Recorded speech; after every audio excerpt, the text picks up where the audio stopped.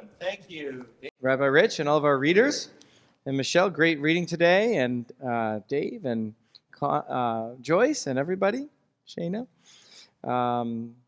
So, as I remember back 16 years ago when Rain and I first came into Ruach, Israel, we walked in and we felt welcomed. We felt welcomed. And I met Diane and Sid, and Rabbi Rich and Sue, and Gary and Betsy, and so many of you guys, Evan, so many of you guys still here today. It's an amazing thing. This was before rabbinical school, before all of that, everything. And we were new followers of Yeshua, and we needed a home. And we were quickly brought into the community and made to feel at home. And as I reflect back on the years, from then going forward, that the most memorable times of community for us were around the shared table. And it was the oneg table in the fellowship hall, with the feast of oneg and all of us together. It was High Holy Day potlucks, you know what I mean? It was the picnic. It was Shabbat dinners with you all at your homes and in our home. It was Sue's meatloaf. And at that time, Raina was a vegetarian, so I didn't get very much, so that was like, it was extra special for me. Sorry, yeah, that's another story. The third meal on Shabbat afternoon, it's a great time to have people over. Havdalah, meal after Havdalah, all these different times. I remember countless Shabbat meals, Friday night Shabbat meals, where like literally the next day I'd come in here and we'd joke because my cheeks were sore from laughing so hard the night before. That's a special moment. The piles of dirty dishes, the extra chairs, the mess on the floor only adds to the sense of fulfillment and joy, you see. And I can't tell you the cumulative effect of each one of these meals. It isn't like there's one meal. It's the cumulative effect of all of these meals that shape us and make us who we are today. So today we're going to talk about hospitality. And we have 4 important lessons from our parasha that we'll draw. Hospitality was a theme in all of our readings, actually. And let's open our Bibles to Genesis 18, Bereshit 18, verse 1, to the beginning of our parsha. And while you're doing that, our theme this year, of course, is Etz Chaim, the tree of life. And the idea is that we want to take this year to strengthen the foundations for a healthy and a joy-filled Messianic Jewish community. We're growing in Torah study. We've got the Daily Devar running now here. So if you aren't on the Daily Devar, send the text and get it. It's awesome. So many of you guys are using it and finding it a blessing. We've got the Chavruta Project picking up this fall in the end of November. Get a partner, go deeper, study, learn. It isn't just about reading. It's about learning together around a relationship. Chavruta Project. We're diving into prayer. Last week we talked about prayer. And I'm thrilled about this. One of our key initiatives this year is to relaunch Oneg Shabbat, where we're bringing potluck meal. It isn't just to bring your own thing, to relaunch Oneg Shabbat. And so we're targeting December 3rd for our first potluck, a shared meal together, and coming up in a couple weeks. And keep that date on your radar. But we don't just want to go back to the way it was before COVID with Oneg, because we want to come back stronger. That was our vision last year. Let's come back from COVID stronger than we were before. And one of the challenges that we had in the past was that it was a lot of work that fell on only a few people. And it wasn't loving, because a lot of work falling on a lot of people is difficult.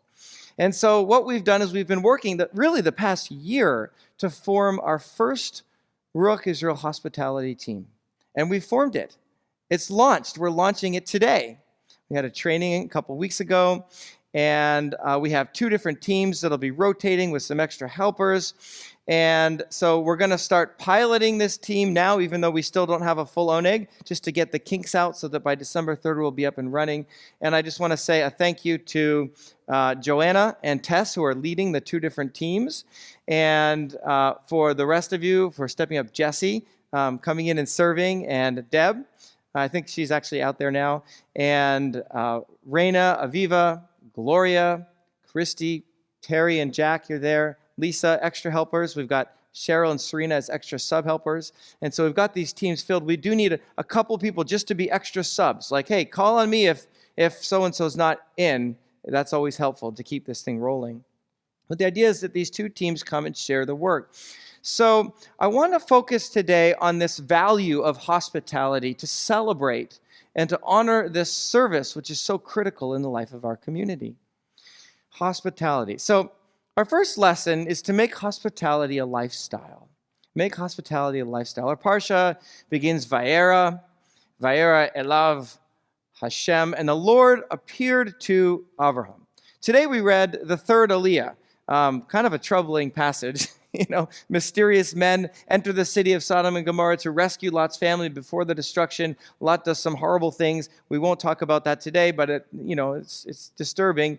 And that's like Act 2 of the scene. Let's jump back to Act 1 in our parsha, where we meet these mysterious visitors. The Lord appeared, this is verse 1, the Lord appeared to Avraham by the trees of Mamre. So consider these trees like an oasis area, like a central point where the roads intersect and travelers would come. Text continues, he was sitting at the entrance of the tent as the day grew hot. That means that it was around noontime, the heat of the day, and the text is trying to emphasize that this is when you'd not want to get up and move, because it's noon. It's the time when you relax and have a nap. And verse 2, looking up, Avraham saw 3 men standing near him. As soon as he saw them, he ran to the entrance of the tent to greet them. Okay, let's pause here just for a moment. So how Avraham welcomes these visitors in these verses actually define the value of hospitality for Judaism, and I would say that extends out to the world. In our tradition, Avraham is the father of hospitality. Now, remember, Avraham was 99 years old when this happened. So he was not a spring chicken. He's not able to just jump up and run around. He's 99 years old. And not only that, our sages point out that in the chapter before, he was just circumcised. So the rabbis of the Talmud muse that these mysterious visitors show up 3 days after Avraham's circumcision. And they wonder if this was God coming to visit him in his time of distress. And actually, this midrash informs one of Judaism's highest values, Bikur Cholim, the visiting of the sick during times of trial. When someone's in the hospital, you go visit them. You go check up on them. And that comes from these men visiting Avraham during his time of trial, his distress. Now, keep in mind that Avraham circumcised himself at 99 years old, and Dan Nickel was not there to be his anesthesiologist. You know what I mean? I don't know what well, let's not go there. Midrash is like the ancient Jewish rabbis' way of wrestling with the text, of drawing out lessons and filling in the missing pieces. So they wonder, in the Midrash, the Torah says that Avraham sat at the entrance of this tent. Well, why did he sit at the entrance of his tent? He's recovering. Why wouldn't he be in his bed?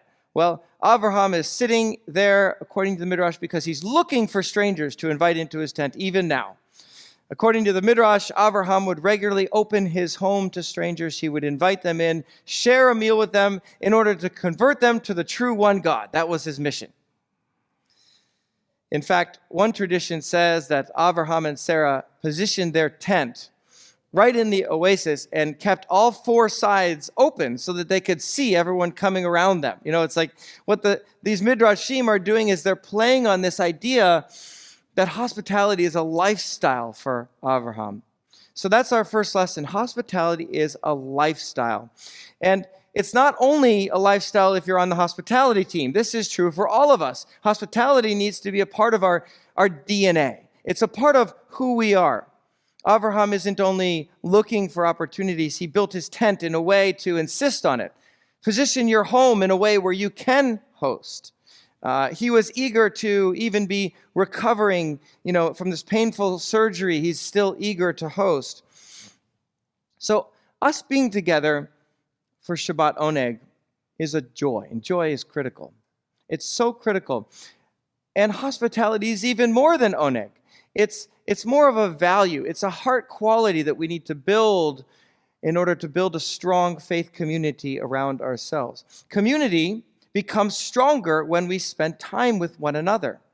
When we take the time, when we take the care to invite a Ruach member to our home, when we take the time to go and visit with other members in our community.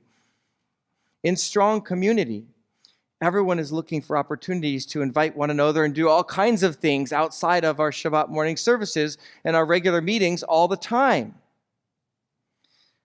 So think of it like coming together on Shabbat is like the first step. And then you say, hey, you want to do a Shabbat dinner? My house, your house, whatever.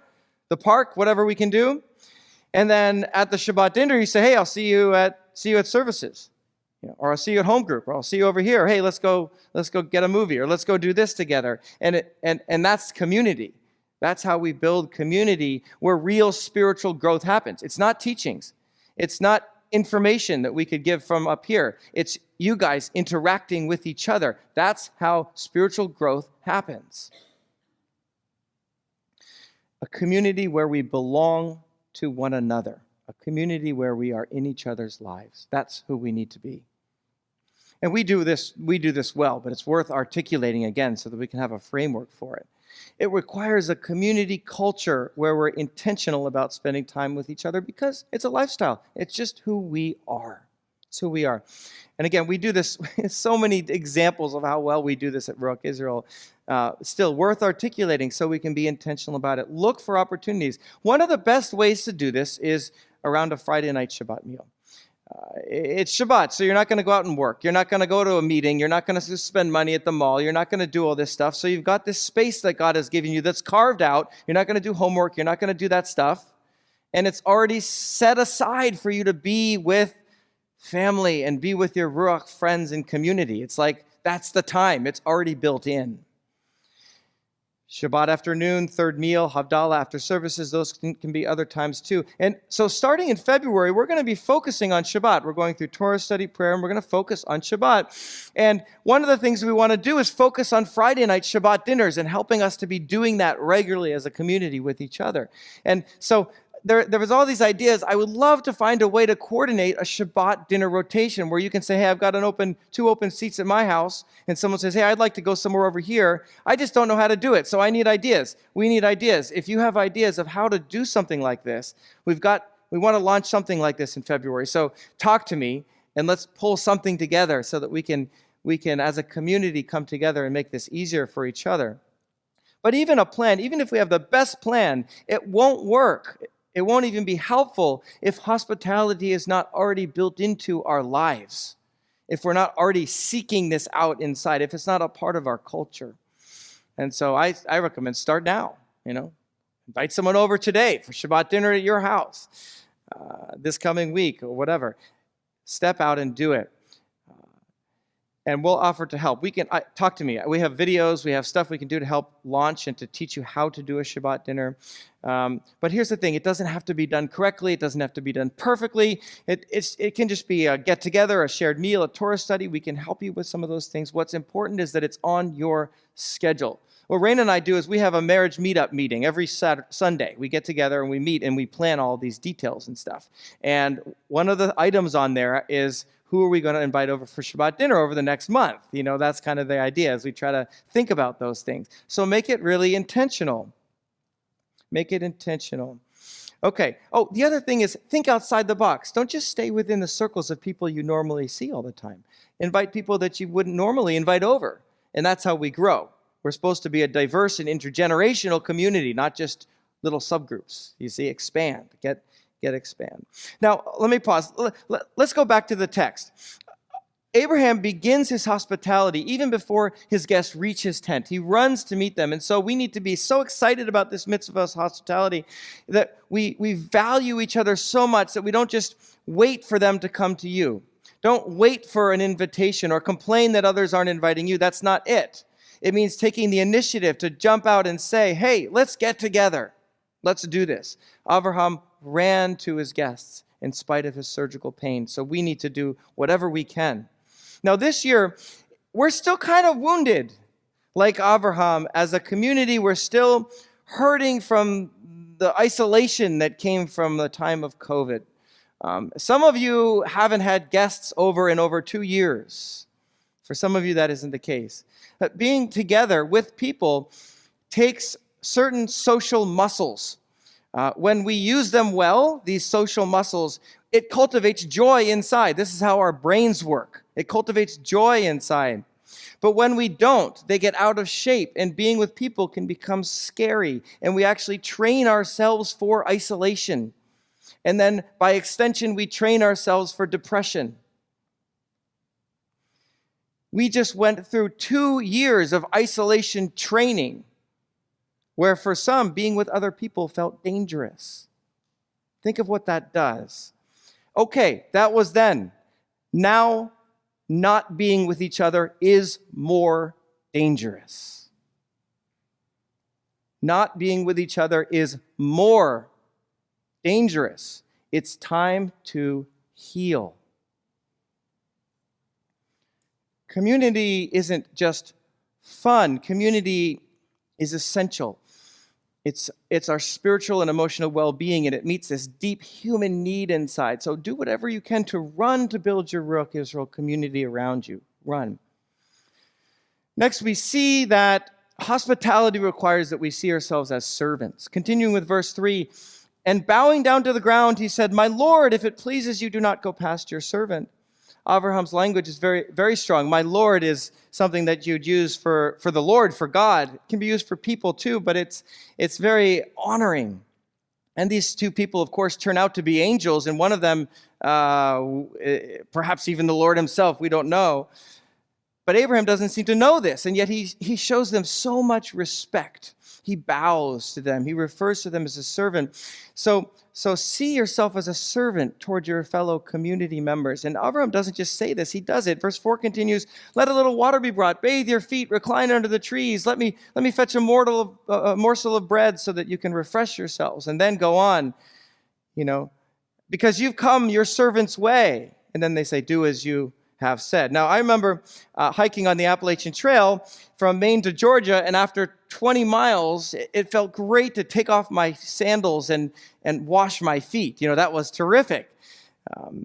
So it makes sense that Abraham is doing this. It might be a little bit strange the next time, Eric, you guys come over for Shabbat dinner, we wash all of your feet or something like that. That might be we can do that. A little strange. But the idea is that we meet the needs of our guests, whatever those needs are. We meet them. Abraham's looking out for whatever he can do.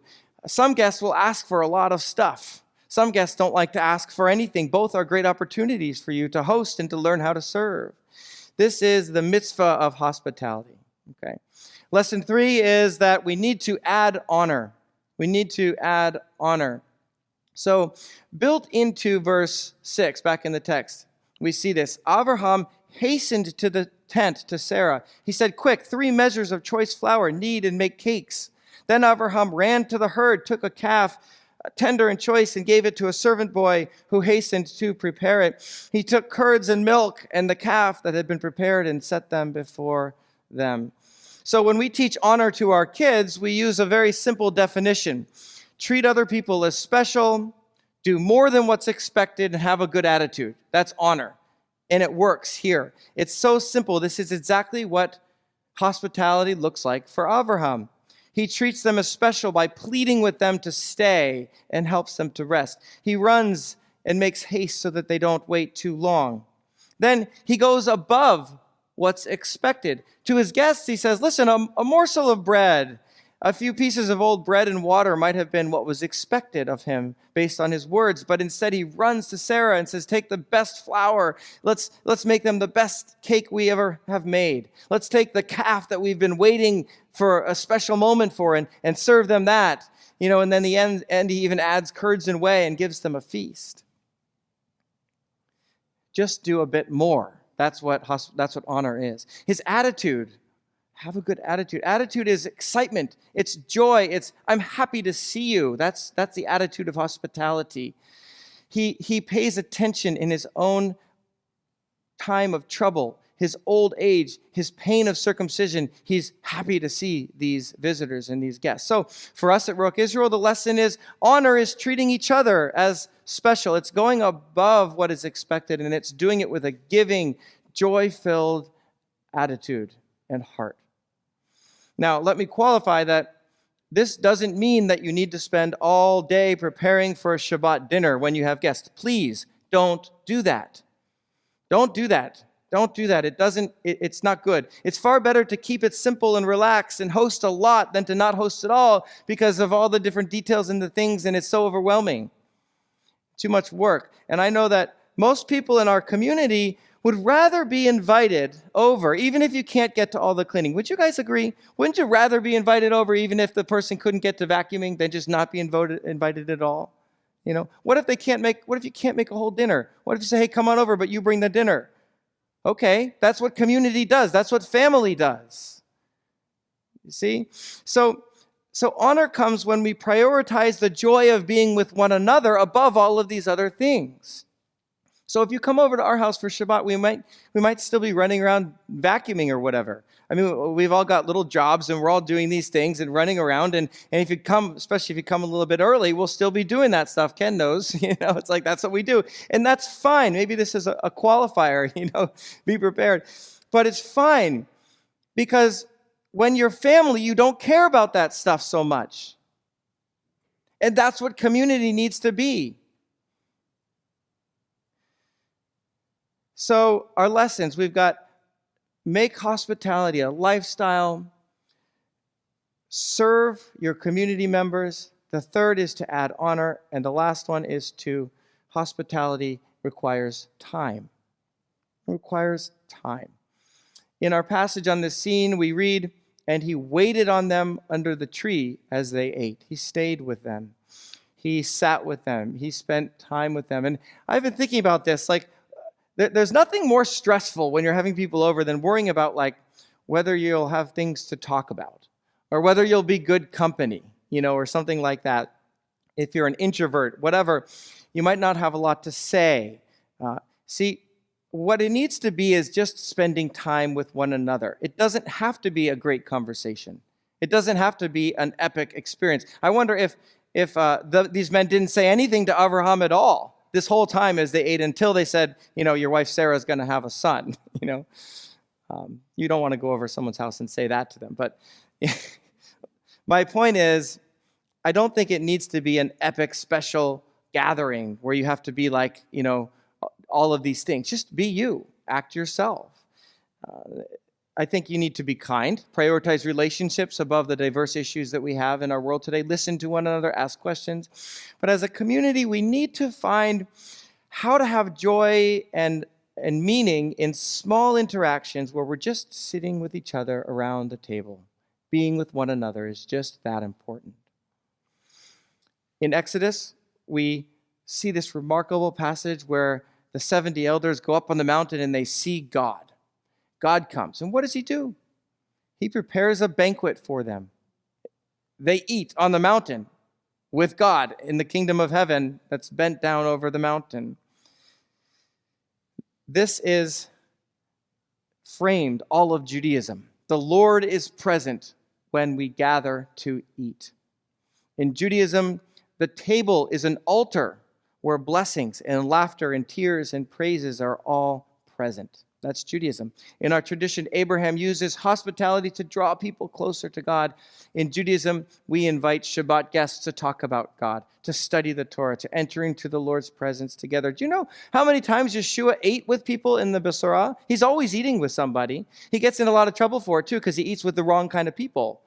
and then he gets in trouble with it. He, think of this. His first miracle is adding wine to a wedding banquet, that lasts for days and days and days and days. There's something there. It keeps it going. Eating with each other, we enter into each other's lives. We enter into each other's lives. So hospitality is a lifestyle. It gives us an opportunity to serve one another, to honor one another, and to invest the time. So let me close with this. In Hebrews 13:2, we read, "Do not forget to show hospitality, for by doing so, some people," maybe he's referring to Abraham, "have shown hospitality to angels without even knowing it." And of course, these three people are not ordinary men, are they? Two of them are angels, and one is the Malach Hashem, a messenger who bears the name of God. So perhaps Abraham was even entertaining Yeshua himself in a pre-incarnate kind of way. Genesis Midrash takes this whole passage to a whole new level. God promises Abraham, "You brought a little water to my emissaries. I will give your descendants water in the desert. As you brought them to bread to eat, I will sustain your descendants with manna for 40 years. As you gave them shade under the tree, I will give Israelites a cover of clouds to protect them from the desert sun." This one act of history, according to this Midrash, changed all the course of history. This one act of Abraham's hospitality. And Yeshua says something very similar. Anyone who welcomes me welcomes anyone who welcomes you welcomes me. Anyone who welcomes me welcomes the one who sent me. Whoever welcomes a righteous person as a righteous person will receive a righteous person's reward. And if anyone gives even a cup of cold water to one of these little ones who is my disciple, truly I tell you, that person will certainly not lose their reward. And who knows? You might welcome a righteous person into your house and receive the righteous person's reward. But even if you give a cup of cold water to one of Yeshua's disciples, you have Yeshua's promise. And each of us are made in the image of Hashem. So we have a terrific hospitality team. I am really excited about this. And these are some of the most important and critical roles in our community. So thank you. And more, this year, the modeling of Abraham, let us become an entire community of hospitality. And I'll lead you with this question: where are you going to spend Friday night Shabbat dinner this coming week? So Shabbat Shalom, everyone. Shabbat Thank you. Shalom. Rabbi Rich, why don't you come on up? Yeah, thank you, Rabbi Nick.